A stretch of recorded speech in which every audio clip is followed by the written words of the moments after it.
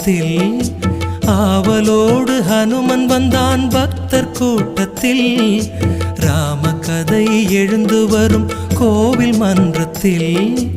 ஆவலோடு ஹனுமன் வந்தான் பக்தர் கூட்டத்தில் கதையை கேட்டதும் அவன் மகிழ்ச்சி கொள்கிறான் ராமநாமத்தால் ஹனுமன் பணிவு கொள்கிறான் கதையை கேட்டதும் அவன் மகிழ்ச்சி கொள்கிறான் ராமநாமத்தால் ஹனுமன் பணிவு கொள்கிறான்